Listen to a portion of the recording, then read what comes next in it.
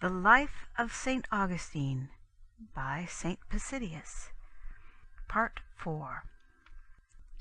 Chapter 14. Emeritus, a Donatist bishop, overcome. Yet, after the conference which was held with the Donatists, there were not lacking those who declared that these bishops had not been permitted to speak fully and freely for their sect before the magistrate who heard the case, since the judge, who was of Catholic communion, favored his own church. But it was only after they had failed and were defeated that they offered this excuse, since these heretics knew before the discussion was held that he was of the Catholic communion, and when they were summoned by him to the public debate for the purpose of discussion, they agreed to do it. Surely, if they had held him under suspicion, they could have refused to attend.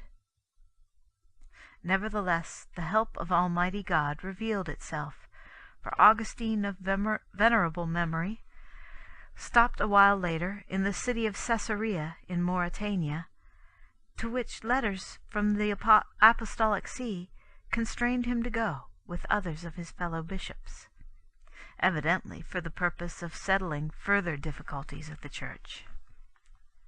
Thus it happened on this occasion that he met Emeritus, the Donatist bishop of that place, whom the Donatists regarded as the chief defender of their sect at the conference. And Augustine held a discussion with him publicly in the church, while the people of the different communions were present. He challenged them by the ecclesiastical records, in order that whatever perchance, as they said, Emeritus might have been able to offer in the conference, and had not been permitted to offer, he might now not hesitate to say with security, and without the interference or violence of any magistrate, and should not refuse to defend his own communion with all confidence in his own city and in the presence of all his fellow townsmen. Notwithstanding this encouragement, and the urgent entreaty of his parents and townsmen, Emeritus was not willing to do so, although they promised him that they would return to his communion, even at the risk of their property and temporal welfare, if only he would overthrow the Catholic argument. But he was neither willing nor able to add anything more to these records, except only to say, "Those records of what was done by the bishops at Carthage contain the proof of whether we were victors or vanquished." At another time, when urged by a reporter to answer, he spoke, and then, when he was silent, his position became evident to all through his embarrassment, while the growing strength of the Church of God was revealed. Whoever, therefore, wishes to learn more about the diligence and labor of Augustine of most blessed memory for the welfare of the Church of God, let him run through these records. He will find what sort of arguments he produced to provoke and persuade that learned, eloquent, and illustrious man to state whatever he wished in defense of his sect, and he will learn that Emeritus was defeated. Chapter 15. A merchant, Firmus by name, converted by a digression in Augustine's sermon. I know also, and not I only, but also my brethren and fellow servants who were at that time living together with the holy man in the church at Hippo, that when we were seated at the table, he said, "Did you take notice of my sermon in the church today, that both the beginning and end worked out contrary to my usual custom?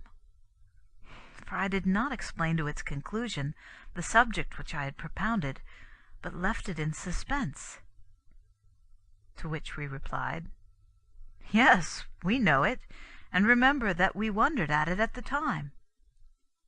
Then he said, "I suppose that perhaps the Lord wished some wanderer among the people to be taught and healed by our forgetfulness and error. for in his hands are we, and all our utterances. For while I was investigating the margins of the question proposed, by a digression of speech, I passed over to something else, and so, without finishing or explaining the question, I ended my discourse by attacking the error of the Manichaeans, about which I had intended to say nothing in my discussion, rather than by speaking about those things which I had intended to explain. And after this, unless I am mistaken, lo, on the next day or the day after, there came a certain merchant, Firmus by name, to the holy Augustine, who was seated in the monastery. And in our presence he fell down on his knees and prostrated himself at Augustine's feet, shedding tears and asking that the priest and his holy companions intercede with the Lord for his sins. For he confessed that he had followed the sect of the Manichaeans, had lived in it for many years, and so had paid out much money in vain to the Manichaeans, or rather to those whom they call the elect. But recently, by the mercy of God, he had been in the church, and was converted and made a Catholic by Augustine's sermons. And when the venerable Augustine, and we who were with him at the time, inquired diligently of the man by what thing in the sermon he had been especially satisfied, he told us, and we all recalled the course of the sermon. Wondering and marveling at the profound plan of God for the salvation of souls, we glorified and blessed his holy name. For when he wishes, and by whom he wishes, and in whatever way he wishes, by those who know and those who do not know, he works the salvation of souls. And from that time on, this man held fast to the manner of life of the servants of God, gave up his business as merchant, and progressing among the members of the church, by the will of God, he was called and constrained in another region to enter the office of priest, wherein he maintained and persevered in his sanctity of life. And perhaps he is still in active life across the sea. Chapter 16. The accursed and shameful practices of the Manichaeans laid bare. At Carthage also, when a certain procurator of the royal house, Ursus by name, and a man of the Catholic faith, had come into an assembly of certain Manichaeans, whom they call elect, both men and women, and when they had been led away by him to the church, and were examined by the bishops, they were given a hearing with formal record. Among these bishops was also Augustine of holy memory, who knew the accursed sect better than the others did, and, by disclosing their damnable blasphemies from places in the books which the Manichaeans accept, he even brought them to a confession of the same. The base and unworthy things they practiced to their own great harm are revealed in the ecclesiastical records through the disclosures of those women, elect indeed. And so, by the watchfulness of the shepherds, an increase was made in the Lord's flock, and strong defense was maintained against the thieves and robbers. With a certain Felix, also a member of those whom the Manichaeans call elect, Augustine argued in public in the church at Hippo, while the people were present and the reporters took down the record.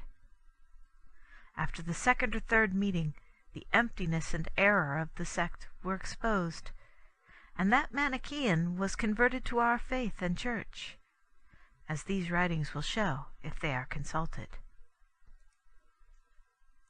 Chapter 17. Possidius, an Arian count, is refuted in public debate. Moreover, there was also a certain Possidius, a count of the royal house and an Arian, who was a most energetic collector of taxes. By reason of the authority of his position, he attacked the Catholic faith violently and persistently, and by his raillery and power tormented and annoyed many of the more simple priests of God who were living by faith. Challenged by him, Augustine met him at Carthage in the presence of honored and notable men. The heretic utterly refused to have tablets and a pen at hand, as our teacher, both before and in the meeting, urgently insisted should be done. And since he refused this, saying that he was unwilling, through fear of the public laws, to be exposed to danger by such records, and appealed to the bystanders, the Bishop Augustine took up the discussion, because it seemed best to his fellow bishops who were present that they should debate in private and without written records. He prophesied, however, as afterward happened, that since there was no record in writing, after the conclusion of the conference, anyone who wished could freely say that he had said what perchance he had not said, or had not said what he had said. Augustine then joined in debate with him, and after stating what he believed, and hearing from Possidius what he held, by true reasoning and by producing the authority of the Scriptures, he explained and proved the foundations of our faith. And the statements of Possidius, being supported neither by truth nor by the authority of the Holy Scriptures, were explained and refuted. And as the parties separated from each other, he became more and more angry and enraged, and threw out many lies in defense of his false faith, declaring that Augustine, though praised by the voice of many, had really been defeated by him. Since this could not be kept from public notice, Augustine was compelled to write to Possidius himself, omitting, because of the latter's fear, the names of those who had attended the conference. In these letters he faithfully set forth everything which had been said and done by both parties. And to prove these things, if they should be denied, he had ready a great multitude of witnesses, illustrious and honorable men, who had been present on that occasion.